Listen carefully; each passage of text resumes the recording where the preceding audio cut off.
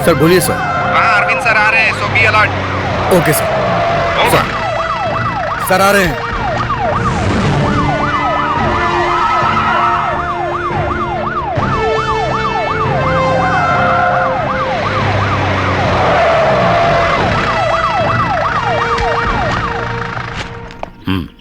इधर आओ।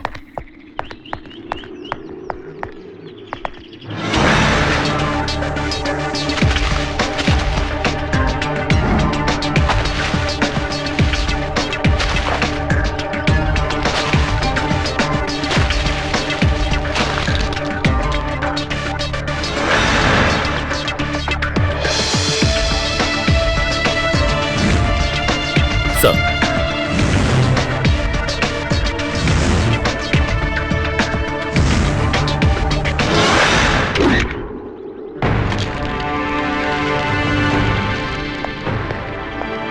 Thomas, sir तो इसका मतलब ये हुआ कि तुमने वहाँ कुछ भी नहीं देखा? नहीं सर, मैं गाड़ी से उतरकर पेड़ हटाने के लिए गया था और तभी तो तुम्हारे कहने का मतलब है कातिल ने 3 मिनट में अपना काम कर दिया। फेयरवेल डिनर अटेंड करने के बाद और गाड़ी में ज्यादा ट्रेवल करने की वजह से वो जरूर ज्यादा जोर से चिल्ला भी नहीं पाए होंगे, इसीलिए सतार सर।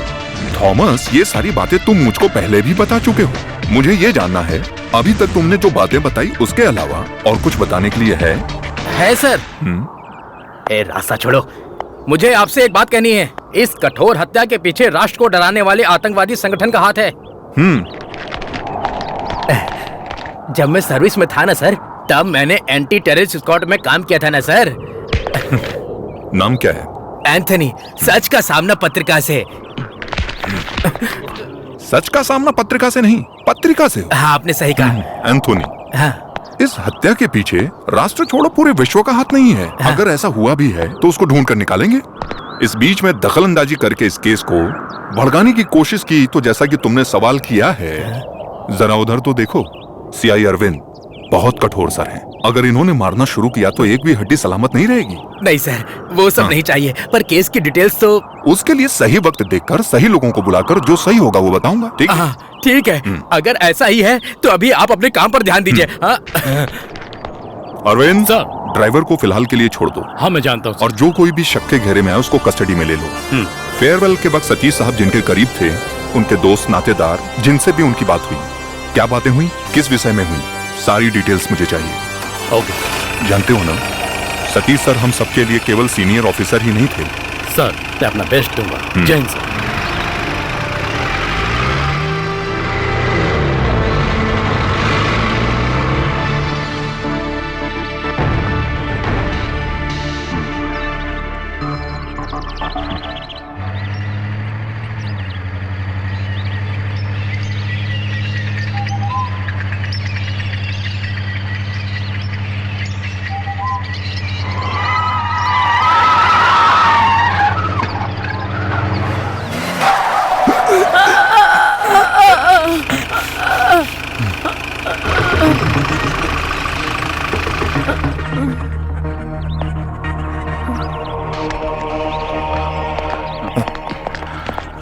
आपको चोट तो नहीं लगी? नहीं। चलो अच्छी बात है। कुछ नहीं हुआ, मैं ठीक हूँ बेटा। कोई बात नहीं, ये लो।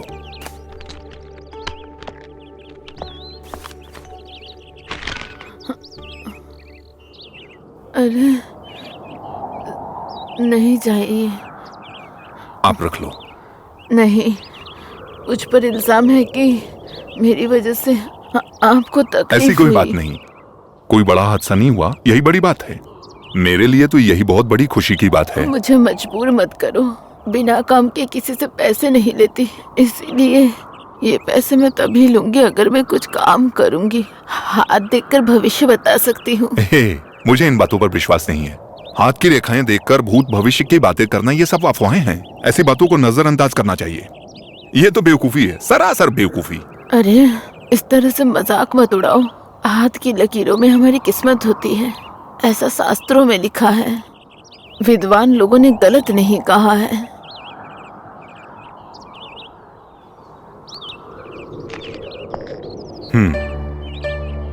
हे दुर्गा,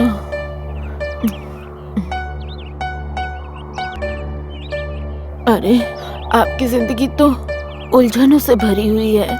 आपकी जिंदगी में तो बहुत सारी कठिनाइयां लिखी हुई हैं। बिना सोचे समझे तुम कोई कदम मत उठाना बेटा। तुम्हारा हर कदम कांटों से भरा है। अपना ख्याल रखना बेटा।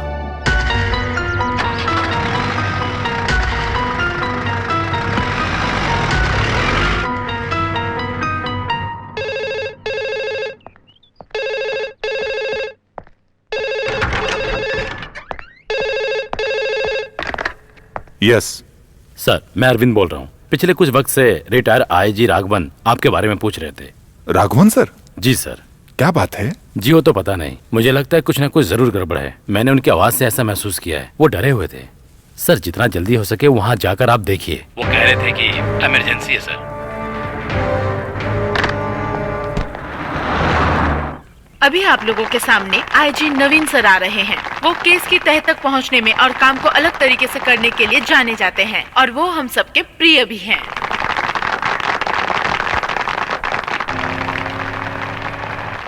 नमस्ते मेरे अपने साथियों।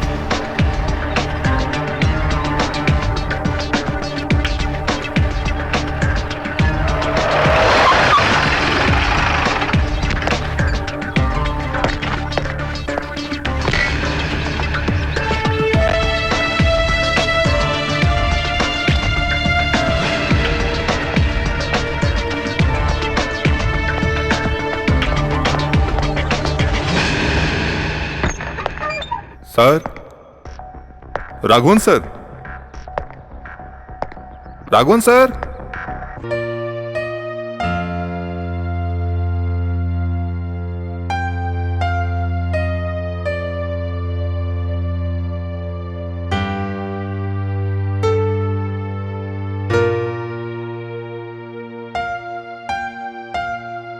मीरा राघवन मेरी बेटी है। सर, तुम तो जानते हो ना, बीवी के गुजर जाने के बाद जो मैं जिंदगी गुजार रहा हूं वो इसके लिए है। अब तक मैंने उसकी किसी भी ख्वाहिश को अधूरा नहीं रहने दिया।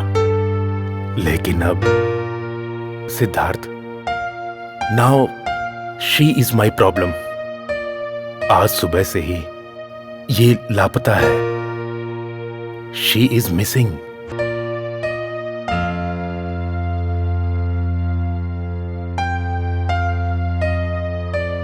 कुछ समय पहले एक अनजान शख्स ने मुझे फोन किया था।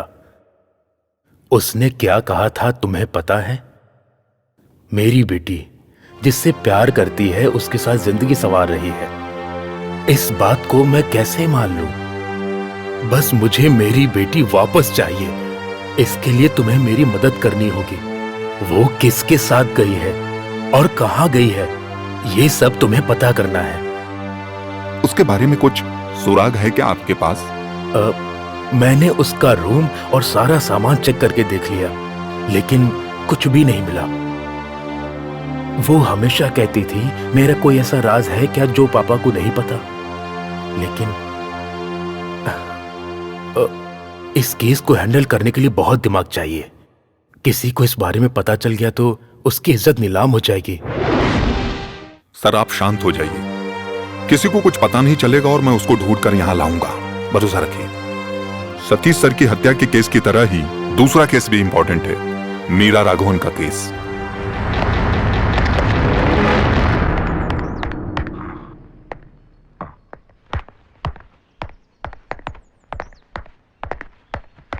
Sir any information? नहीं सर, वो जहाँ कहीं भी जाते हैं वहाँ हमने छानबीन करके देख लिया। कुछ लोगों का कहना है कि 2 लोग उस रास्ते से निकले थे, बस इतना ही सर। मीरा के कॉलेज में पता किया? हाँ किया, लेकिन कोई भी मीरा के अफेयर के बारे में नहीं जानता है। वो हमेशा पढ़ाई और म्यूजिक में रहती थी। उसके फ्रेंड्स बस इतना ही जानते हैं। पता नहीं सर, मुझे कुछ अजीब सा फील हो रहा है, कुछ अच्छा नहीं लग रहा है। मुझे भी। लेकिन अरविंद, जो हर वक्त हिंदुस्तानी संगीत और किताबों में उलझी रहती थी, वो मीरा राघवन, उसके ऊपर हम कोई मुसीबत नहीं आने देंगे। ये मैंने सर से वादा किया है, वो मुझे हर हाल में निभाना है। कई लोगों की जिंदगी के बारे में वो हत्यारा जरूर जानता होगा। कल सुबह होने से पहले हम दिन की शुरुआत के लिए सुप्रभात कहते हैं। ऐसा कुछ सुराग मिल जाए तो बात बन जाए। मेरा दिल ऐसा कह रहा है, ये होगा।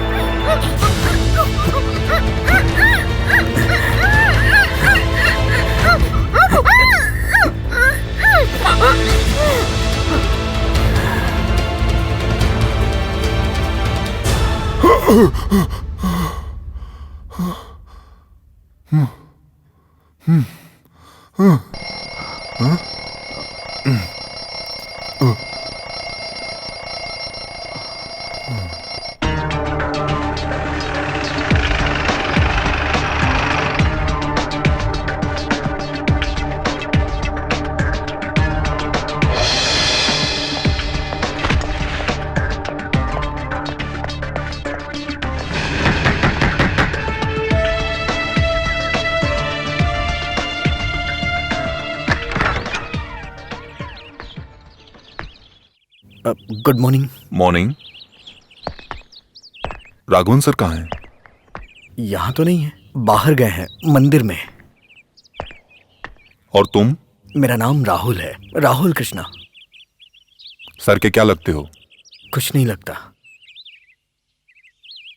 सीताराम सर से मैं भी यहाँ मिलने के लिए आया हूँ। आपसे एक बात कहनी थी सर। कल रात को मीरा मेरे ही साथ आई थी। मीरा अभी कहाँ है?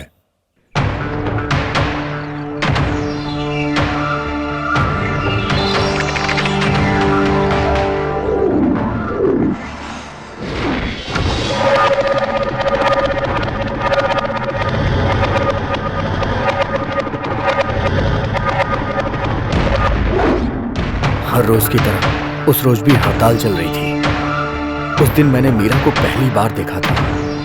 स्पेशल क्लास अटेंड करने के लिए कॉलेज जाने के चक्कर में हड़ताल के दिन भी वो घर से बाहर आ गई थी। उस दिन मैंने पहली बार मीरा को देखा।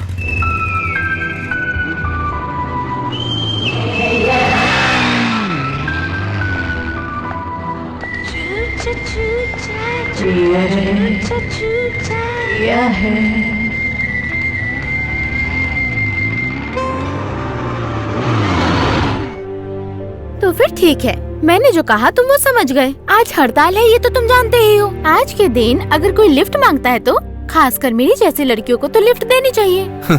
तुम कोई ब्रिटनी स्पीयर्स हो क्या? रिटायर्ड आईजी राघवन की बेटी को आज तक किसी ने छेड़ने की हिम्मत नहीं की है। टच करना तो दूर की बात। हाँ, वैसे आज हड़ताल है और मुझे कॉलेज जाना है, इसलिए मैं तुम्हें माफ कर देती हूँ, ठीक है ना? जल्दी चलो, 9:30 की क्लास है। चलो नीचे उतरो। क्या? मैंने कहा ना नीचे उतरो।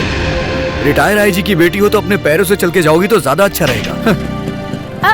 अरे रुको प्लीज, स्टॉप। मैं तो मजाक कर रही थी, सॉरी। स्टॉप।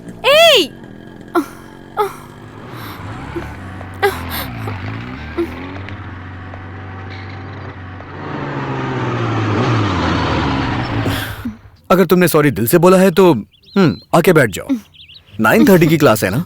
अगर मैंने तुम्हें लिफ्ट नहीं दी तो तुम्हारी क्लास छूट जाएगी। Yes, thank you.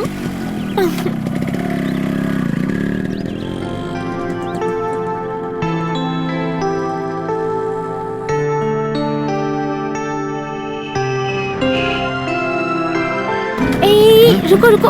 ओके। अगर तुम मुझे वहाँ तक बाइक से छोड़ोगे तो लड़कियाँ बातें बनाएंगी। क्यों खामखा उनको बोलने का मौका देना है? Rahul, thanks. It's okay. Thanks lift देने के लिए नहीं बोला है। तो फिर? बाइक चलाते वक्त बीच बीच में ब्रेक लगाकर चांस मारने की कोशिश नहीं की इसलिए। तुम संस्कारी हो और ऐसे ही लड़कों को लड़कियाँ पसंद करती हैं। बाय।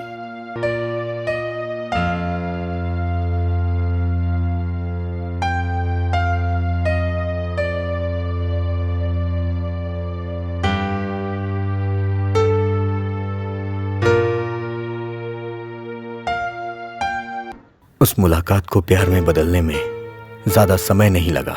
मीरा के बगैर एक पल भी जीना मेरे लिए मुश्किल था, ये मुझे महसूस होने लगा। कब से तुम ऐसे ही चुप बैठे हो? अगर कुछ कहना है तो खुलकर बताओ, तभी तुम्हें समझ पाऊंगी ना। मैं हमारे रिश्ते के बारे में उससे कुछ कहना चाहता था। मैं एक अनाथ लड़का हूं और मीरा एक रिटायर आईजी की इकलौती बेटी। हमारे प्यार को उसके पिताजी कभी मंजूरी नहीं देंगे, ये बात मैं अच्छी तरह से जानता था। और अगर कहीं वो हमारे प्यार के बीच में आ गए तो मुझे मीरा को भूलना होगा और ये मुझसे बर्दाश्त नहीं होगा। अगर उसके पिताजी ने एतराज किया तो क्या मीरा फिर भी मेरे साथ चलने को तैयार होगी? यही मैं उससे पूछना चाहता था। आऊंगी, चाहे कुछ भी हो जाए। हम दोनों जुदा नहीं होंगे। मैं सबके सामने कहूंगी तुमसे प्यार करती हूँ।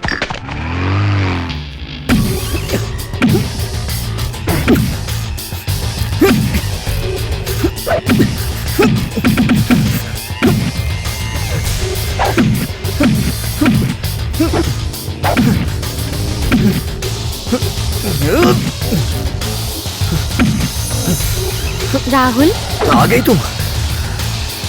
मैंने तुम्हें यहाँ पे इसलिए बुलाया क्योंकि मैं तुम्हें सरप्राइज देना चाहता हूँ।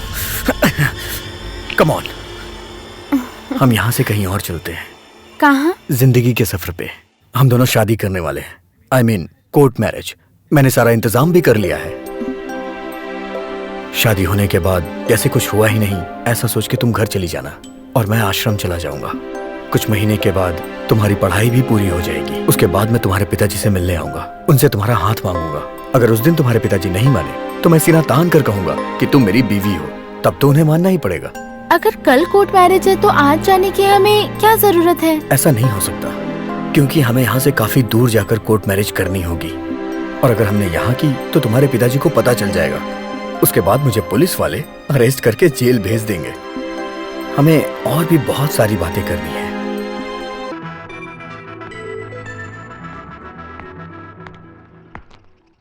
आइसक्रीम खाओ। अगर वो वापस नहीं आएगा तो अच्छा रहेगा, है ना? वो लड़का इतना अच्छा नहीं है। दुनिया में उससे भी अच्छे लड़के हैं, तुम्हें मिल सकते हैं। इसका फैसला मैं करूंगी। समझ गया। कभी कभी इस तरह की गलती सुधारने के लिए लोग गलत ही बताते हैं, तभी गलती का एहसास होता है। संभलने के लिए कल सुबह तक का वक्त है, चाहो तो संभल जाओ।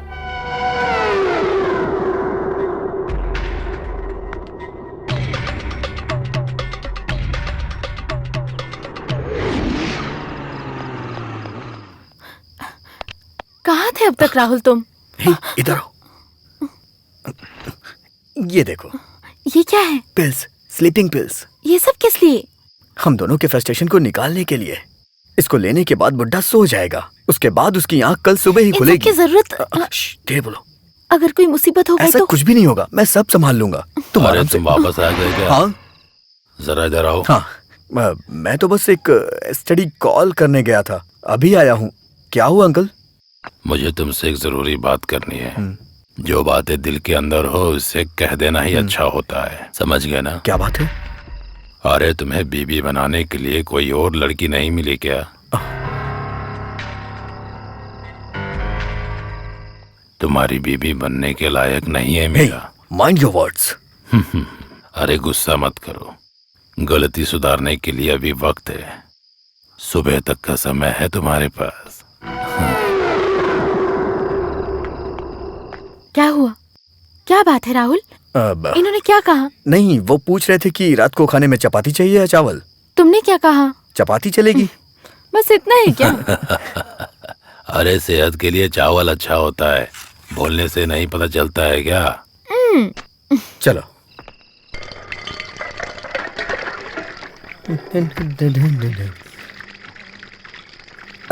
अंकल, मैं कुछ मदद करूं नहीं, क्या? रहने दो। हाँ। अंकल, मैंने आपके बारे में बहुत कुछ सोचा, लेकिन मुझे कुछ समझ में नहीं आया। वैसे आपके पीछे राज क्या है? कुछ राज की बातें राज ही हो तो अच्छा है। नहीं, मुझे बस जानने की उत्सुकता हो रही थी और कुछ नहीं। तुम ना ही जानो तो बेहतर है। ठीक है।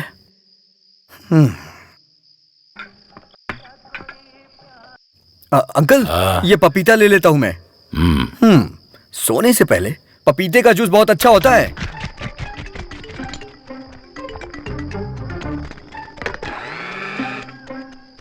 अरे फ्रस्ट्रेटेड बुढ़ऊ, इसे पीने के बाद तुम आराम से सो जाओगे।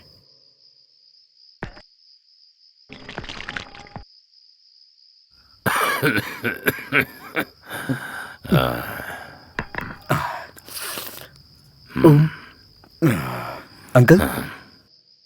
नहीं चाहिए। अंकल, इसे मैंने अपने हाथों से बनाया है। कितने प्यार से मैंने आपके लिए बनाया था इसे, और आप इसे पीने से मना कर रहे हैं। पीछे ना, प्लीज।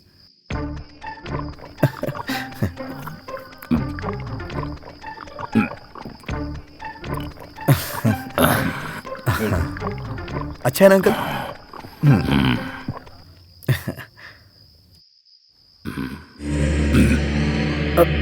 अंकल क्या हुआ? अंकल, अंकल क्या हो गया? Uncle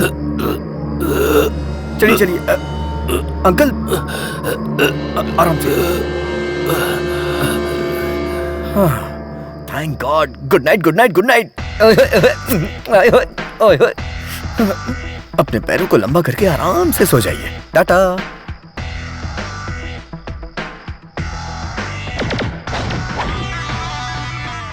magic of papaya. My dear Meera. Meera, Meera, अरे बुढ़ऊ सो गए? मीरा, हे।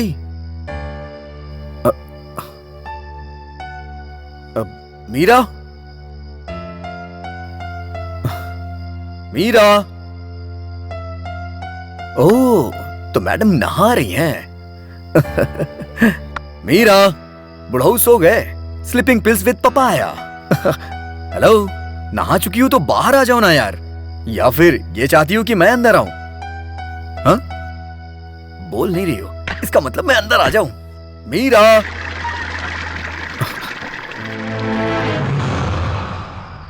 कहां चली गई है?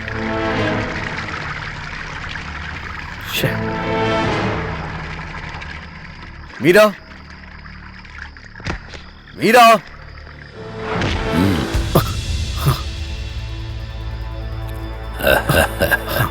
Sleeping pills with papaya. बुड्ढा लुढ़क गया, यही लगा था। मेरी मीरा कहाँ है? तेरी मीरा? तेरी मीरा?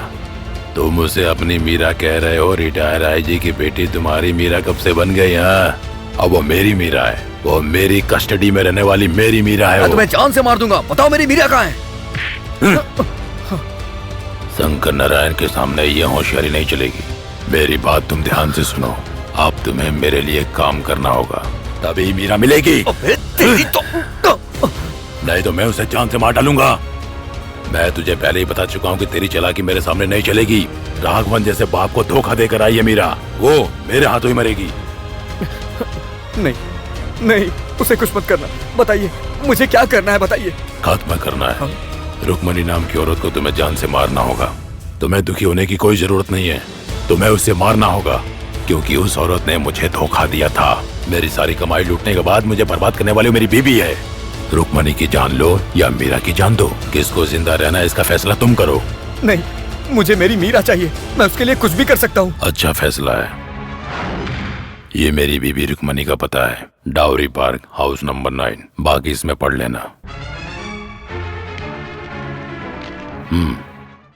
बाहर जाने के बाद तुम्हारे दिमाग में कई रास्ते दिखाई देंगे। उन रास्तों पर बिल्कुल ध्यान मत देना। अगर ध्यान दिया तो समझ लेना मीरा मेरी कस्टडी में है।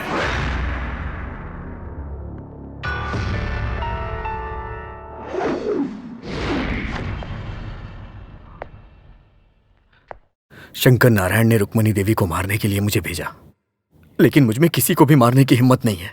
लेकिन मेरी मीरा, सब मेरी वजह से हुआ है। मैं खुद को कभी माफ नहीं कर पाऊंगा। मैं इसके हल निकालने के बारे में सोच रहा था, तो मैंने ये सोचा कि मैं ये सारी बातें आईजी सर को बता दूं, और मैंने उन्हें सब बता दिया।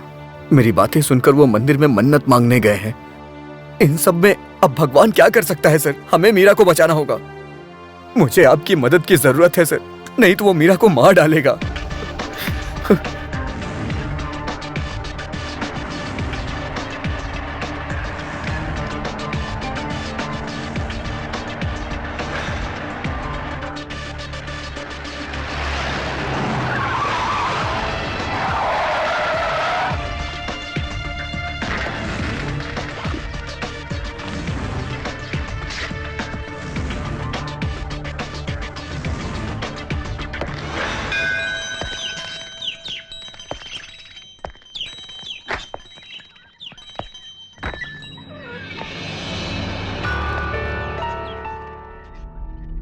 कौन हो? क्या चाहिए? कमरा चाहिए। यहाँ कोई कमरा खाली नहीं है।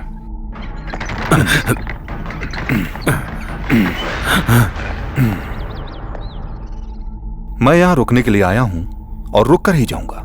मुझे बस वो कमरा चाहिए। माफ कीजिए सर, उस कमरे में आदमी है। चलो चाबी निकालो। मुझे कुछ मत करिए सर, मैं चाबी देता हूँ।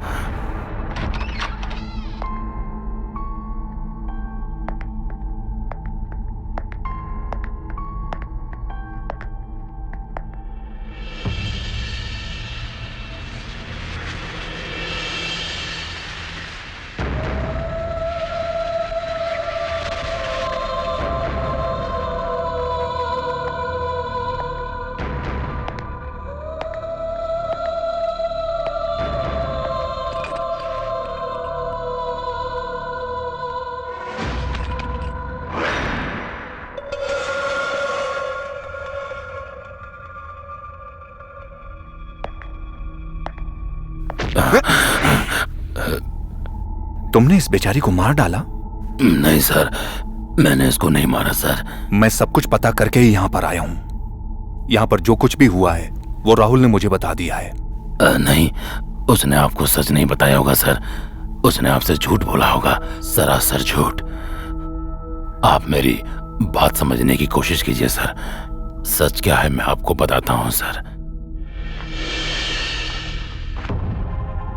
जीने के लिए जब मेरे पास कोई रास्ता नहीं था, तब मैंने इस गेस्ट हाउस को बनाने का फैसला किया था। यहाँ पर अक्सर जितने भी टूरिस्ट आते हैं, मौज मस्ती के लिए आते हैं, वो एक दिन रहकर चले जाते हैं। लेकिन जब ये दोनों आए थे तब इनमें ऐसी कोई चीज नहीं थी। उस लड़के को देखकर मुझे कुछ गड़बड़ लगा। यहाँ लोग शांति के लिए आते हैं या फिर अपने दिल की इच्छा को पूरी करने के लिए आते हैं।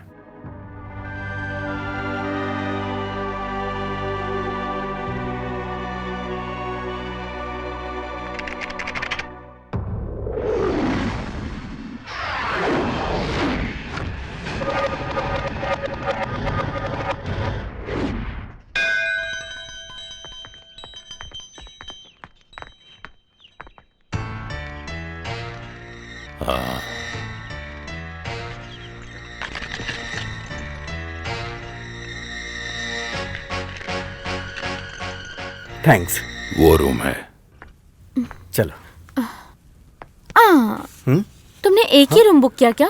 हाँ, काफी नहीं है क्या? नहीं, हम साथ में एक रूम में तब रहेंगे जब हमारी शादी हो जाएगी। तब तक तुम अपने कमरे में और मैं अपने कमरे में। Okay uncle? मुझे दूसरा रूम चाहिए। हाँ देता हूँ ना, ये लो तुम्हारा वो कमरा है, ठीक है? Thank you uncle, bye. आपने उसे चाबी क्यों दी? मैंने उसे कुछ प्लान करके यहाँ बुलाया था ना। सारा खेल बिगाड़ दिया आपने। सॉरी। हाँ, सॉरी। सॉरी।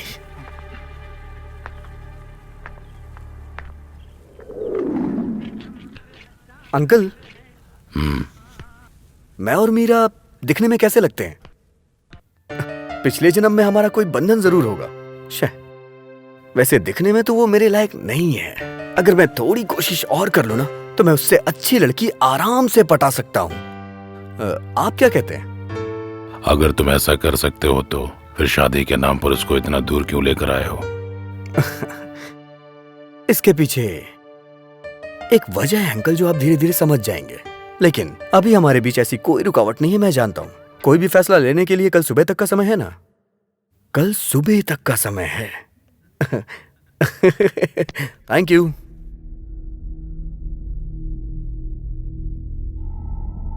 हाँ मीरा, मैं थोड़ी देर में आता हूँ। हाँ, कितने समय से एक दूसरे को जानते हो तुम लोग? सिर्फ 2 महीने की मुलाकात है, लेकिन ऐसा लगता है कि जैसे हमारा जन्मों जन्मों का रिश्ता है। आपको भी ऐसा ही लगता है ना? वैसे अंकल, हम लोग यहाँ पर आए हैं, ये बात किसी को मत बताइएगा। अगर मेरे पिताजी को इस बारे में पता चल गया तो सारी मेहनत बेकार हो जाएगी। मैं किसी को नहीं बताऊंगा। ये राज में राज ही रखना चाहता हूँ। विश्वास कर अपने अंकल पर। हाँ?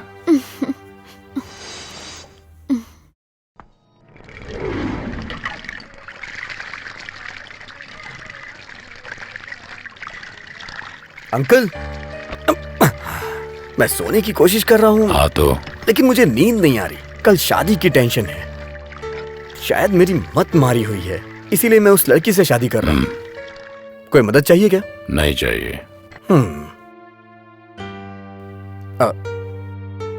अंकल, ये पपीता ले जाऊं क्या? रात में सोने से पहले पपीते का जूस पीना चाहिए। मुझे उसके बर्ताव से उस पर शक होने लगा था। पपीते के जूस में मुझे सुलाने के लिए नींद की गोलियां मिला रहा था वो। और फिर मैंने भी उसका प्लान पता करने के लिए ठान लिया था कि आखिर ये सब वो किस लिए कर रहा है।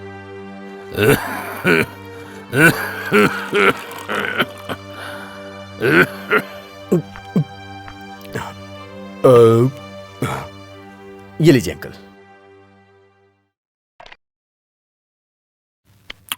शक्कर बहुत कम है। मुझे मीठा बहुत पसंद है, वो चाहे जूस हो या फिर जिंदगी। हाँ, मीठा होना जरूरी है। हाँ।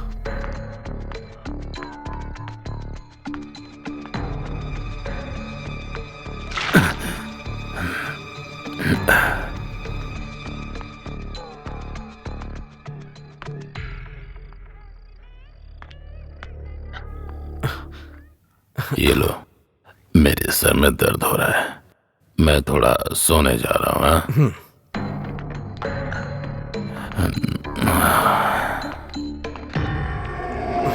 यस।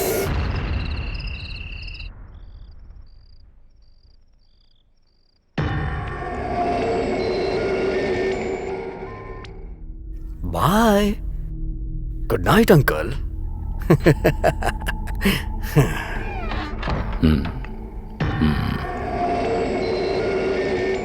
टरडम पम। हाय मीरा। बुढ़ा सो गया पता है? अरे कितना परेशान करता है यार वो। और पता है क्या कह रहा था? मेरी तुम्हारी जोड़ी बिल्कुल नहीं जमती है। तो फिर तुमने क्या कहा? सही तो कह रहा था वो। मैंने उससे कह दिया तुम मेरे लायक नहीं हो। क्यों? सही कहा ना मैंने? आज की रात हम एक जश्न की तरह मनाएंगे और कल सुबह हम यहाँ से वापस चले जाएंगे। लेकिन तुमने तो ऐसा नहीं कहा था। ये शादी वादी की झंझट मैं नहीं पालता। जिसकी शादी नहीं हुई रहती है उसके लिए मैं एक रात का पति बन जाता हूँ। और हम दोनों के बीच भी यही रिश्ता होना चाहिए। Come on darling, come on. मुझे राहुल, छोड़ो मुझे, छोड़ो। इतना परेशान क्यों कर रही हो? राहुल, छोड़ दो राहुल, छोड़ दो इसको। कहाँ से आ गया? अगर मेरे हाथों मरना नहीं चाहता है तो चला जाए यहाँ से। जाओ मोहन, निकल जाओ।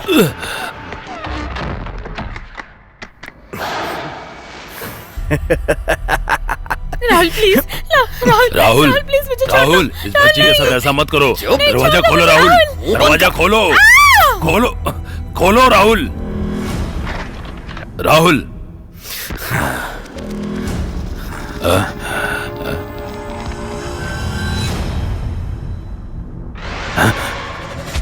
राहुल, ये तुमने क्या किया? क्या? सुबह होने से पहले इसे कुएं में ले जाके फेंक देते हैं।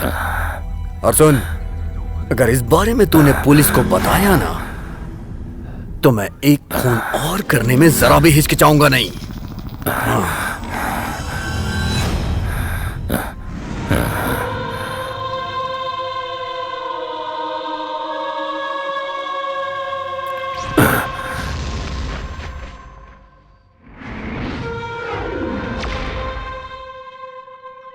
अगर उसका सामना करने के लिए मेरे साथ अगर कोई होता तो आज वो लड़की जिंदा होती।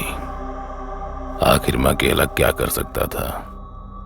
तुम्हारी बनावटी बातों को सुनकर मैं भावुक होकर यहाँ से खाली हाथ जाने के लिए नहीं आया हूँ। अमन ग्लोबल स्ट्रीट में जो औरत रहती है रुक्मणी देवी, वो तुम्हारी बीवी है। तुम उसको मारने के लिए राहुल कृष्ण को मजबूर कर रहे थे। उसने तुम्हारी बात मानने से इनकार किया तो तुमने मीरा को मार दिया। इसलिए मीरा की हत्या में केवल तुम्हारा हाथ है। बीवी और मेरी, लेकिन मैंने अभी तक तो शादी ही नहीं की। फिर भला क्यों मैं उसको मारने के लिए किसी को मजबूर करूंगा सर। किसी को भी मारने के लिए 1000 रुपये काफी है। कोई भी ये काम आसानी से कर देगा सर। आप उसकी बातों में आकर उसे बचा रहे हो सर। अरविंद, इससे एड्रेस ले लो सर।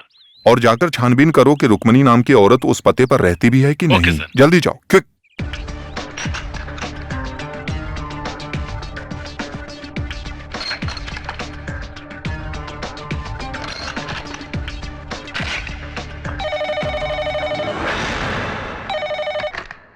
सर, अरविंद बोल रहा हूँ। यस अरविंद, पता चला? सर, अमन गोयल स्ट्रीट में मैंने छानबीन की। रुक्मणी नाम का जो एड्रेस है वो गलत है, एकदम फेक है सर। हमें कोई उलझा रहा है sir. Okay.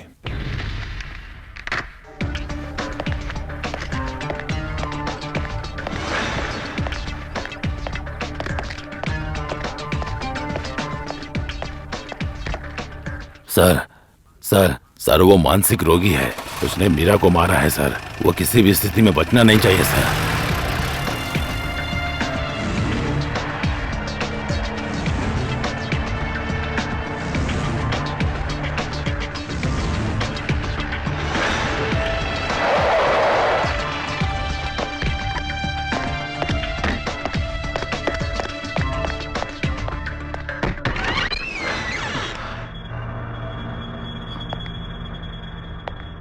Rahul, Raghavan sir,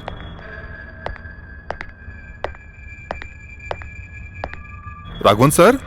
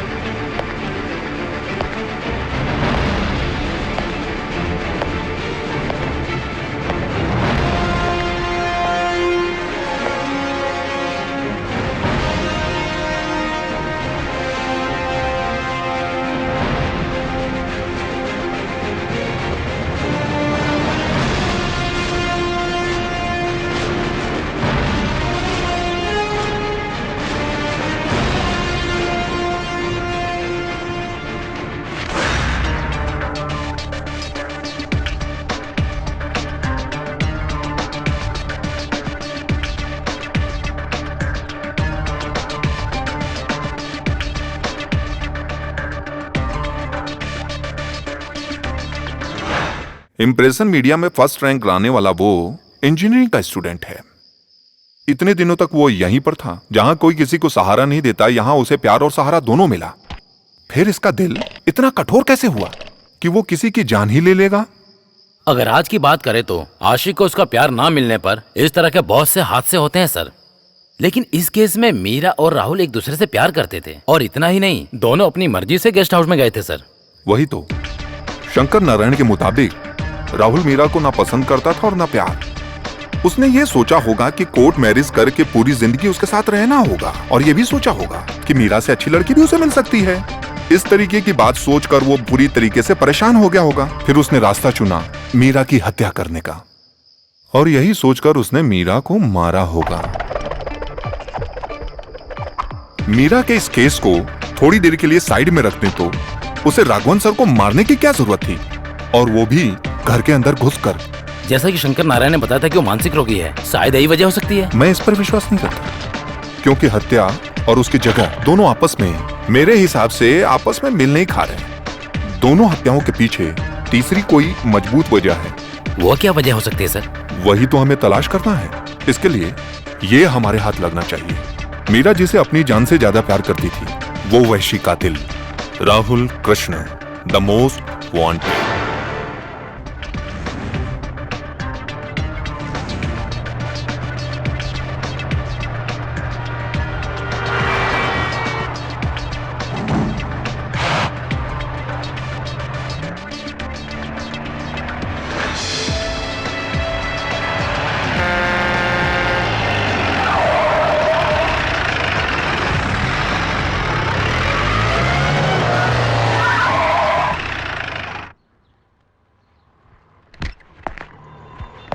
मैंने जैसा कहा था वैसा ही करना, ठीक है बेटा? ठीक है। हाँ। लो। अरे लेकिन तुम तो इन पर विश्वास नहीं करते। आज क्या हो गया? एक मुसीबत है, मुझे लग रहा है। अच्छा बताओ, मेरे हाथ की रेखाएं भविष्य के बारे में क्या कहती हैं? हे भगवान, अच्छा देखती हूँ। तुम पर सवाल उठ रहे हैं।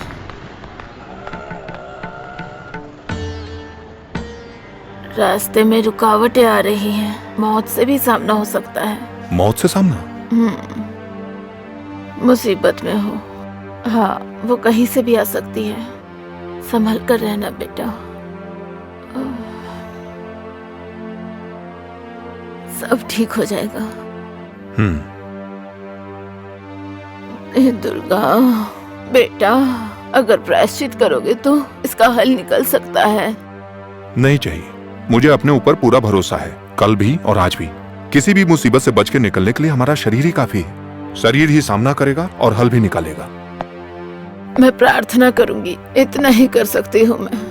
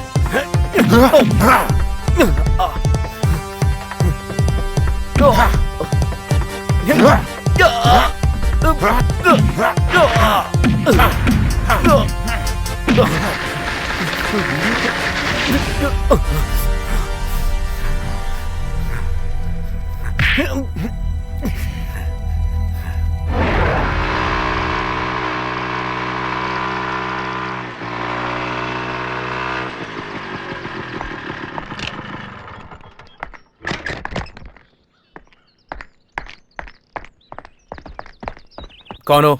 किससे मिलना है? मुझे अर्जेंटली एसपी सर हाँ से हेलो मिलना नहीं, नहीं, जी, आप गेस्ट हाउस ही है। एसपी साहब से मिलकर नहीं, मुझे इस जरूर हादसे के बारे में मीडिया को कोई न्यूज नहीं देना, ऐसा बड़े साहब ने कहा है। मिलने दीजिए प्लीज। नहीं, ऐसा करने से मुसीबत बढ़ सकती है। अगर आपको इस केस के बारे में डिटेल चाहिए तो सिद्धार्थ सर से बात करो। मुझे एक सर बार busy मिलने है। दीजिए सर अंदर प्लीज। बिजी, आपसे नहीं मिल सकते। कांस्टेबल कौन है ये? पता नहीं सर, कौन है ये? क्या चाहिए? आई एम सोफिया, हाँ। सोफिया हसन। क्या हुआ? मुझे इस केस के बारे में बात करनी है। परमिशन क्या है? नहीं है। बिना परमिशन के आप एसपी सर से नहीं मिल सकती हो। अभी जाओ, बाद में आना। मुझे उनसे मिलना है बस, मैं और कुछ नहीं जानती। अरे एक बार बोल रहा तो समझ नहीं आ रहा क्या तुम्हें? सर, ये लड़की आपसे मिलना चाहती है। आने दो। Okay sir.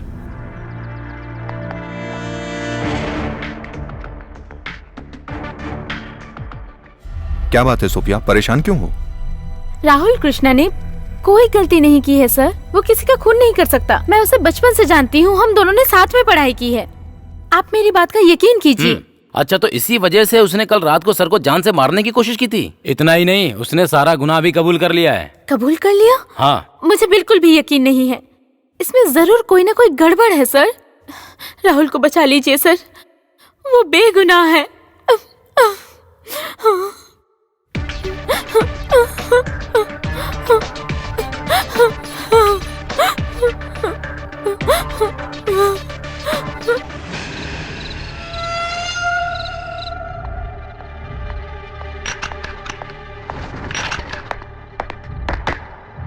सर, आपने जैसा कहा था, राहुल जिस कॉलेज में पढ़ता था मैंने वहाँ पूछताछ कर लिया है। सोफिया हसन ने जो कुछ भी बताया वो बिल्कुल सही लगता है और कोई भी इस बात को नहीं मानता है कि राहुल कृष्णा एक किलर है। सोफिया हसन के मुताबिक इस केस में कुछ तो गड़बड़ है सर। राहुल कृष्ण ने जो कहानी बताई है और शंकर नारायण ने जो बताई है, उन दोनों कहानियों में रियल कौन सी है और कौन सी फेक है, इस बात का पता लगाना ही मेरा काम है।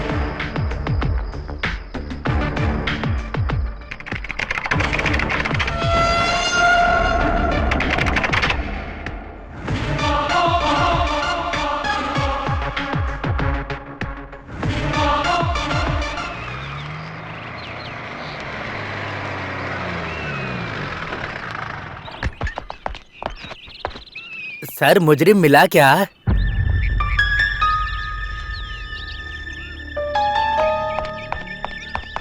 मैं कुछ नहीं जानता सर।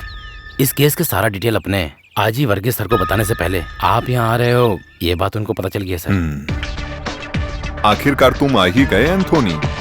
कोनी का किसी भी नेता से ताल्लुक नहीं है। सर आप अभी तक उस बात से नाराज हो? मैं तो बस यूं ही मजाक में। मजाक में नहीं, जानबूझ के किया।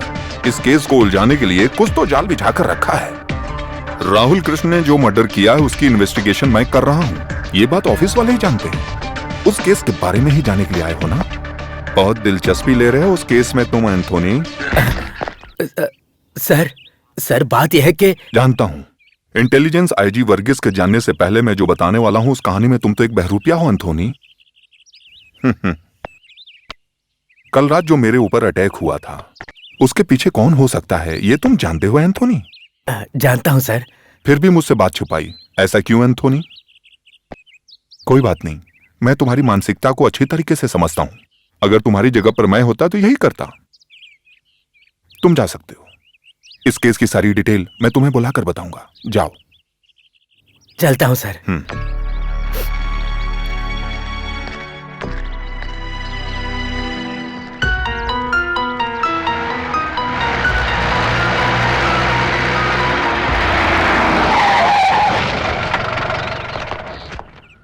सर।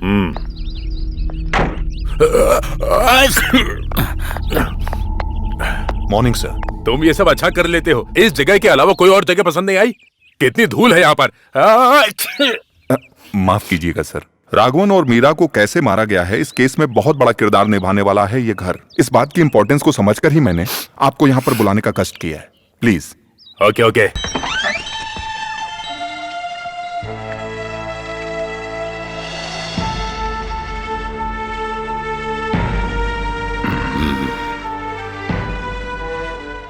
तुम आओगे या नहीं मुझे शक हो रहा था। जब अपना खून बुलाए तो आने से मना नहीं कर सकते ना, है ना? आ जाओ।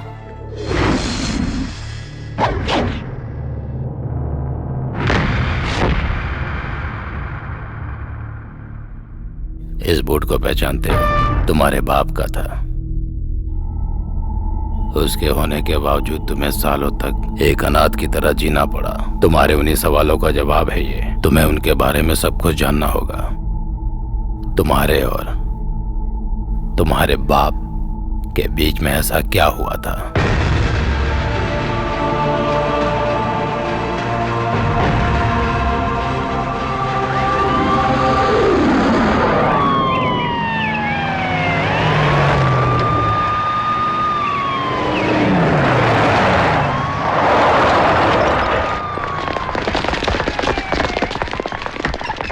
कोई है क्या घर में? पत्रकार कहाँ है?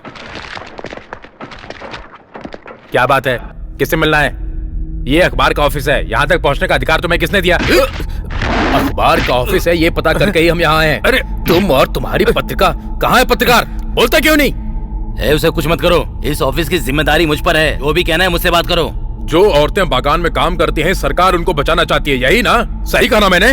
हाँ वही, जो बागान में काम करती है उनको बचाने के लिए और तुम लोगों का रवैया बदलने के लिए कोई तो हल निकालना होगा, तभी हमारा आंदोलन ये रुकेगा, समझे? आंदोलन? सुन लो पत्रकार, दोबारा आने का मौका मत देना। अगर मैं आया तो बहुत कठोर कार्रवाई होगी, याद रखना। तुम और तुम्हारी ये पत्रिका सब खत्म हो जाएंगे, मेरी बात याद रखना। जिसको कोई मिटा सकता है उसको कहते हैं अक्षर। उस अक्षर को हथियार बनाकर हर मुसीबत का सामना करने की हिम्मत है मुझ में। ये बात जाकर उसको बताओ जिसने तुमको भेजा है। तुम बहुत पछताओगे। हाँ। लिखना शुरू करो। हाँ। हाँ। जो औरत बागान में काम करती है उनकी गिनती धीरे धीरे लगातार बढ़ती जा रही है। इसके पीछे पुलिस का हाथ है। जानकी दीदी रसोई में काम कर रही हैं, मैं संभाल लूंगा। हाँ ठीक है। इसलिए जो भी कोई औरत बागान में काम करती है उनकी हिफाजत के लिए कोई हल निकालने और बचाने की जिम्मेदारी हमारी सरकार की है। मैं आज इधर से जाऊंगी। तुम्हें अकेले जाने में डर तो नहीं लगेगा ना? कैसा डर? तुम एक पत्रकार की बेटी हो इसलिए तुम्हें कभी डर नहीं लगता है। अरे मैंने ऐसा कब कहा? टाटा टाटा।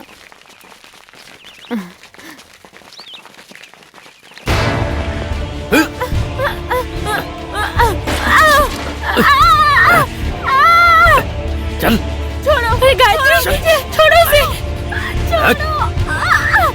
अरे अरे ऐसा मत करो। आप बहुत लिखता है ना। चल।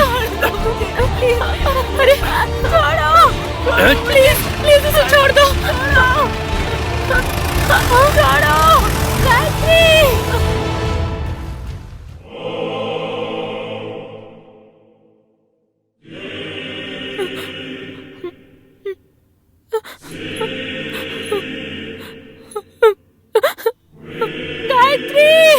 उसे छोड़ दो, मत ले जाओ उसे, छोड़ दो उसे।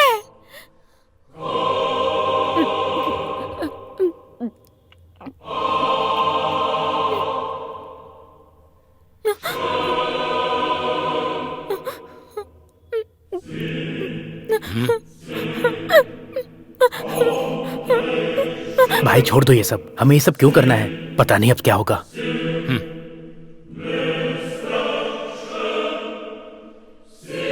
हे भगवान, पता नहीं हम पर क्या मुसीबत आने वाली है।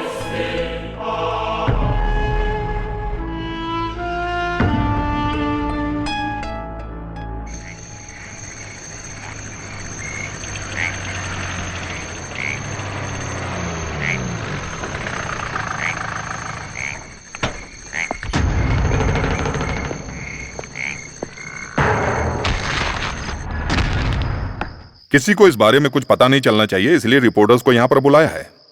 हमारे खिलाफ जनता को भड़काने का ये एक षड्यंत्र है। अगर हमने जल्द कोई रास्ता नहीं निकाला तो हम पर मुसीबत आएगी। जानते हो ना, ये सब पेड़ काटने वाले हैं। ये सारे लोग कोई भी कदम उठाने से पहले कुछ भी नहीं सोचने वाले हैं। उन्हें हम फांसी पर लटका देंगे। अगर उसकी बात सुनकर वो पुलिस स्टेशन आए ना, तो वहाँ से जिंदा बचकर नहीं जाएगा, चाहे कोई हो। सही कहा ना थॉमस? पत्ती से बनी चाय में अगर थोड़ा सा रम मिलाकर और साथ में जवान लड़की, पहाड़ियों के ठंडा मौसम, क्या मस्त कॉम्बिनेशन होगा। करेक्ट, तुमने सही कहा।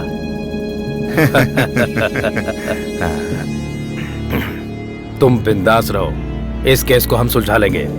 अरे पैसों से वो पत्रकार नहीं बिकने वाला। अगर उसे रास्ते से हटाना है तो ये सीधा उसकी करपटी पे रख के धमकी देना। ठाय, सारा खेल खत्म। आज ही जाकर खत्म कर देते हैं, अभी नहीं। हर काम के लिए एक सही समय होता है राघवन जी।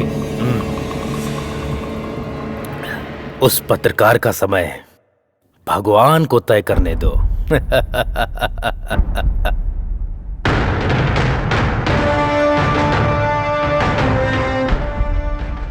आकाशवाणी के मुख्य समाचार।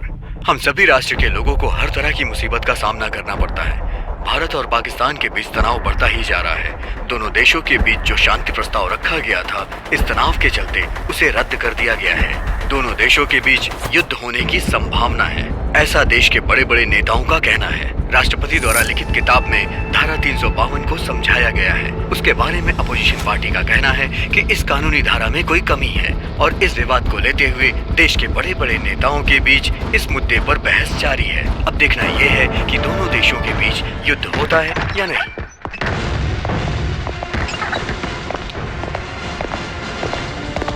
तुम्हारी लोगों की इतनी हिम्मत हमारे खिलाफ छापोगे? अरे चलो, ये क्या कर रहे हैं? अरे चलो, निकलो यहाँ से। अरे मार क्यों रहे हैं? इसका बहुत बुरा अंजाम होगा। देखो, ये क्या नहीं कर रहे? अरे छोड़ दिए।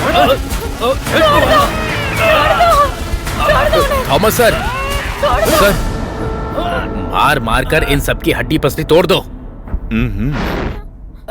तो तू हमारे खिलाफ कोर्ट में गवाही देगी। क्या नाम है तेरा? छोड़ दो उसे। वैसे भी जवान लड़कियों के नाम में आखिर क्या रखा है? जिसमें रखा है वो जबान बंद रखेगी तो काम आसानी से हो जाएगा। अपनी जुबान को बंद रखो, हमारा काम होने दो। सतीश, इस लड़की को ले चलो। चल इधर। छोड़ दो उसे, राघवन, सबको खत्म करके आ जाओ। पिताजी।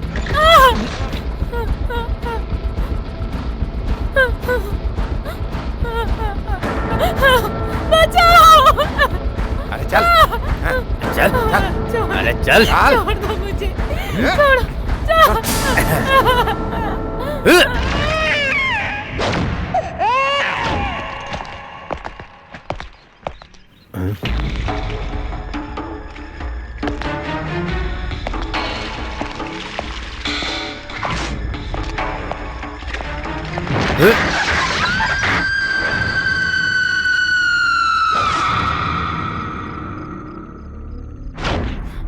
मेरा साथी इस केस की पूछताछ करने के लिए आएगा।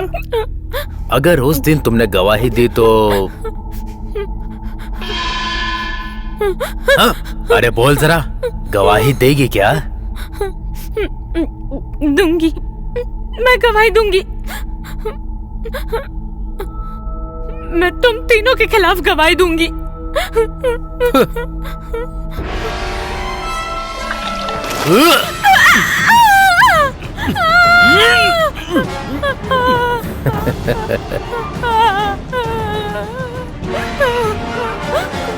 तेरी इतनी हिम्मत, हाँ? मेरे पापा को कुछ मत करो, कुछ मत करो मेरे अरे पापा। तुम्हारे पिताजी को वो कुछ नहीं करेंगे, लेकिन जब तुम कोर्ट में जाओगी तो हमारे खिलाफ गवाही नहीं दोगी ना? ये गधा कभी सुधरने वाला नहीं। पिताजी, पिताजी। खामखा हमारे बारे में उल्टा सीधा छाप कर हमारे गुस्से का शिकार हो गए। हम तुम्हें जिंदा नहीं छोड़ेंगे। मत पुलिस की ताकत। पिताजी। गवाही देगा, गवाही देगा।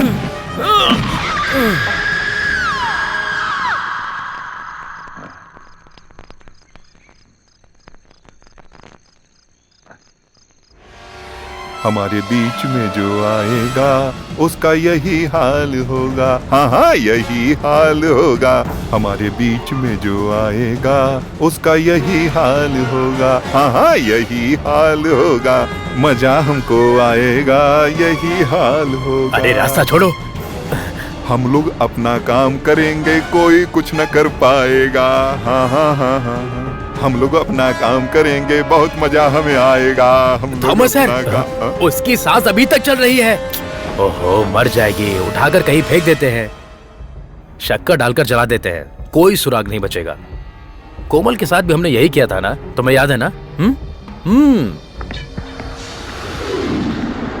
जब मुझे होश आया तो मैंने देखा कि मेरी जिंदगी पूरी तरह तबाह हो चुकी है। सरकार के खिलाफ खड़े होकर इंसाफ की उम्मीद की थी। मेरी बेटी को जलाकर उन लोगों ने राख कर दिया। बीवी को डरा धमकाकर उसको पागल बना दिया। मुझे मेरे देश को छोड़कर जाने की धमकी भी दी थी। उन तीनों पुलिस वालों ने मिलकर मेरे साथ साजिश करके केस बना दिया। मेरे पास कोई रास्ता नहीं था।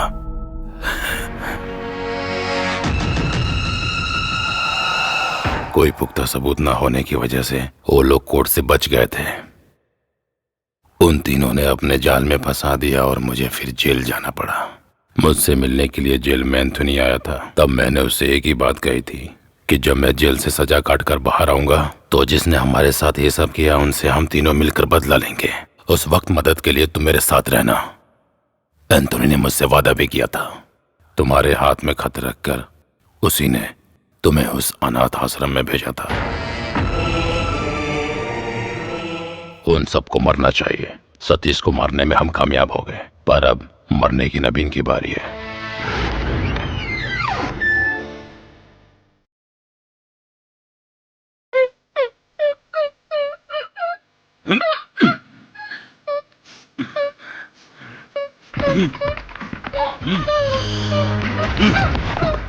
कौन है ये? ये नवीन की बेटी है। लात मारो इसे। इसके चेहरे पे लात मारो तुम। नवीन जिस बेटी को अपनी जान से ज्यादा प्यार करता है, ये जो सर पे निशान देख रहे हो ना, यही निशान इसके चेहरे पर भी होना चाहिए। यह देखकर नवीन को चोट पहुंचेगी। मारो इसे। पिताजी, इसकी कोई गलती नहीं है। इसे सजा देना मुझे ठीक नहीं लग रहा है। तुम्हारी दीदी ने कौन सी गलती की थी? मैंने अपनी बेटी की चीख जिन कानों से सुनी है, उन्हीं कानों से इस लड़की की चीख सुनना चाहता हूं मैं। चीख सुनना चाहता हूं मैं। छोड़ो। चाहिए छोड़ो, ऐसा मत करिए। उठो उठो तुम, उठो। जाओ, भाग जाओ यहाँ से, जाओ।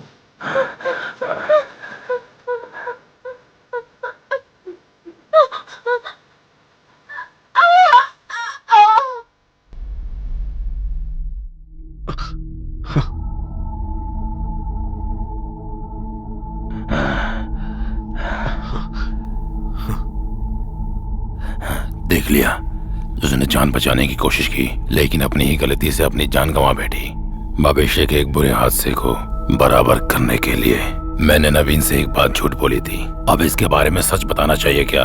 इस खबर को उसको बताना चाहिए। जैसे ही इसकी खबर उसको मिलेगी वो हिल जाएगा। मैंने बदला लेने के लिए बहुत इंतजार किया।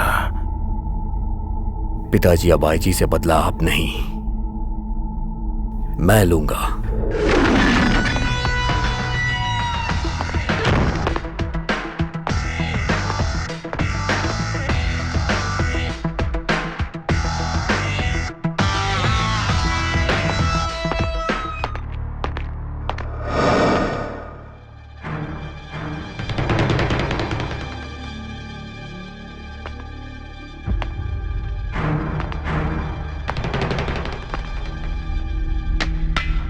कौन है?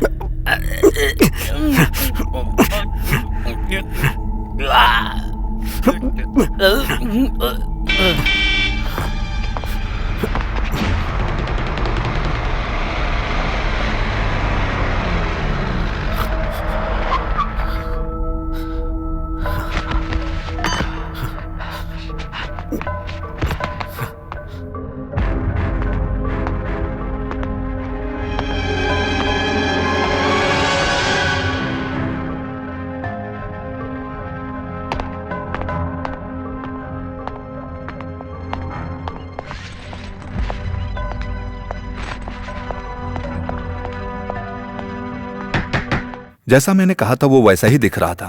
मीरा को वो अपने साथ लेकर गया था। राघवन के घर में वो गुड मॉर्निंग कहकर मेरा वेलकम कर रहा था। तब वो नहीं जानता था कि सच एक ना एक दिन सबके सामने आएगा ही। अगर मीरा राघवन की मौत एक एक्सीडेंट की वजह से हुई है तो राघवन सर की मौत हर तरह से देखा जाए तो एक मर्डर है। हाँ सर, ये सब जिसने किया है वो है राहुल कृष्ण। लेकिन इस बारे में शंकर नारायण और राहुल कृष्णा दोनों ने जो कहानी बताई है वो वेल प्लान्ड है। किसी को शक भी ना हो, ऐसा कैसे हो सकता है? इसका जवाब मैं नहीं दे सकता। कल रात को जिसने मुझे डराने के लिए मुझ पर हमला करके भागने की कोशिश की थी वो पकड़ा गया। अरविंद,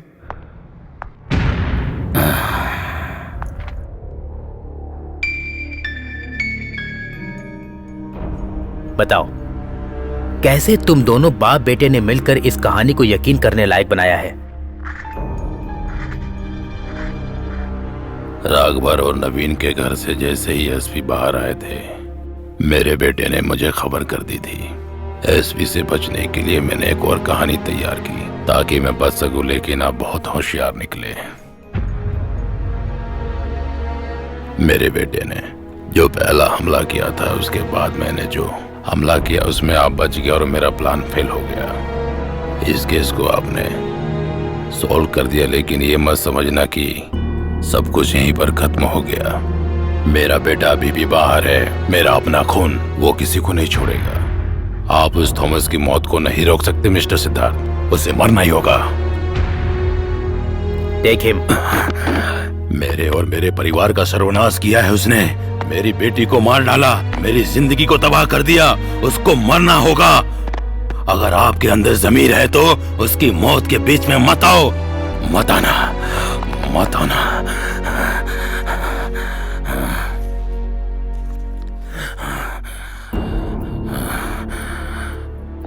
कुछ भी हो जाए हमें उस थॉमस को बचाना ही होगा सिद्धार्थ।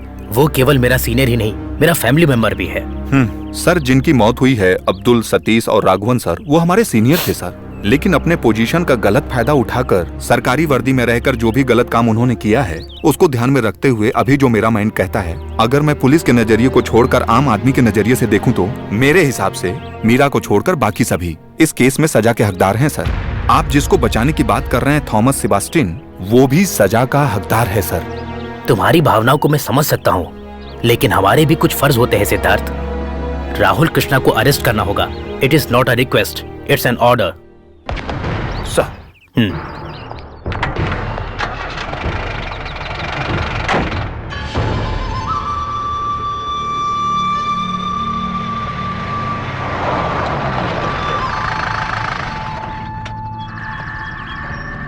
अरविंद, उसका घर और उसके आस पड़ोस में चेक करना चाहिए। परेशानी किसी भी रूप में आ सकती है। सिक्योरिटी टाइट करो और खुद फैसला लो। सर, खून होने की स्थिति में सर को इस जगह के अलावा और दूसरा कोई घर नहीं मिला क्या? ये बात मुझे समझ में नहीं आई। वो सब छोड़ो, लेकिन हमें अपना काम करना है।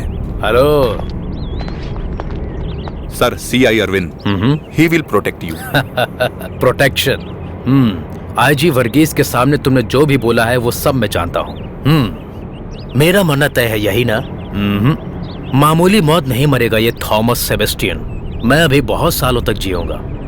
जानते हो, जब मैं ड्यूटी पर था तब मेरे सर्विस में तेरे जैसे लोग मेरे सामने खड़े होते हुए भी कांपते थे। यहाँ तक कि बड़े बड़े गुंडे भी। ना सुनने वाले को हम मिटा देते थे। बगान में एक ही नहीं, बहुत सारी आइटम्स थी इस थॉमस सेबेस्टियन के हाथों में। मैंने सुना है सर, उस लड़की के साथ आपने जो बार बार अत्याचार किया, इस वजह से आज आपकी हिफाजत के लिए हमको इस तरह से खड़ा रहना पड़ रहा है। एक कहावत है, जब मौत अपने इर्द गिर्द मंडरा रही हो तो उस समय अच्छी बातें सोचनी चाहिए। इससे कम से कम अगला जन्म तो सुख का मिलेगा। बस यही ख्याल रखें, यही बचा सकता है आपको।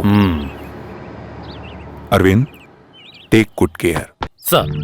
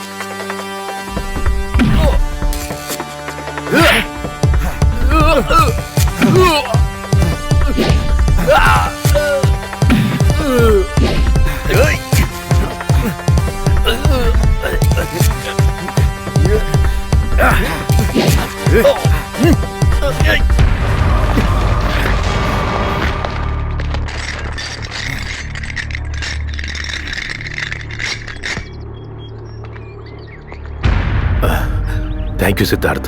मैंने तो बस अपनी ड्यूटी की है सर। शंकर नारायण और राहुल कृष्ण आज से हमारी कस्टडी में हैं सर, इसलिए आप बच गए ऐसा मत सोचिएगा। आप जब ड्यूटी पर थे उस वक्त आपने जिन लोगों को तकलीफ दी उनमें से कईयों के बच्चे अभी जिंदा है, आपको पता होना चाहिए। ये याद रखना, कुछ मर गए हैं तो कुछ जीना चाहते हैं। आपने जिन लोगों को तकलीफ दी है उसके बदले में वो लोग या उनके वारिस मरने मारने पर उतारू हो गए हैं। आप जैसे लोगों को मैं ही क्या, कोई भी माही का लाल या कोई भी सुरक्षा बचा नहीं सकती है। सतीश सर और राघवन सर के साथ जो हादसा हुआ वो अगर आपकी जिंदगी में ना हो उसके लिए प्रायश्चित करिए सर, प्रार्थना करिए। अरविंद। जी सर।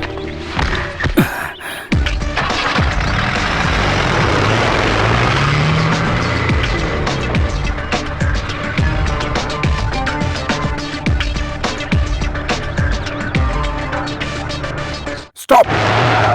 क्या हुआ सर? उस पेपर को दो। हाँ।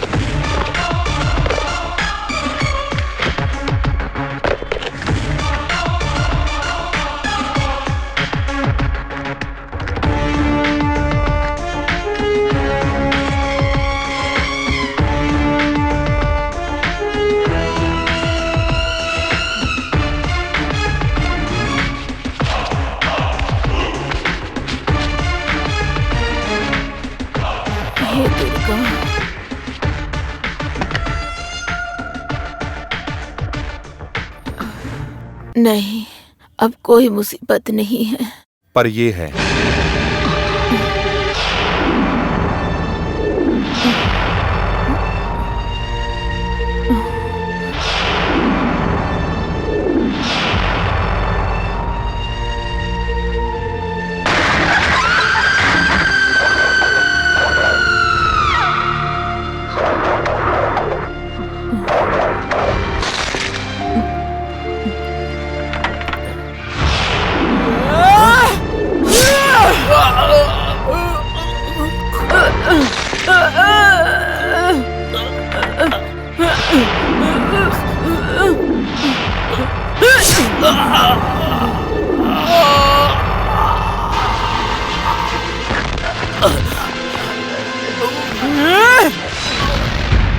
ये मेरी बदकिस्मती ही है जो ये लॉकेट वहां गिर गया था। अगर लॉकेट नहीं मिलता फिर भी मैं तुमको ढूंढते हुए यहाँ आ जाता। जब कभी भी कहीं भी कोई घटना घटती है तो कोई ना कोई सुराग मिलता ही है। ये प्रकृति का नियम है।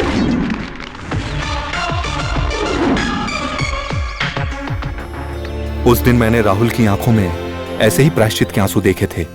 आज तुम्हारी आंखों में वही प्रायश्चित के आंसू मुझे दिखाई दे रहे हैं। उस दिन से लेकर आज तक मैं एक मां के दर्द को समझ सकता हूं। हमारे देश में सबूत की कमी के चलते कई ऐसे केसों पर मिट्टी जम चुकी है। एडीजीपी थॉमस सेबास्टियन का केस भी उन्हीं में से एक था।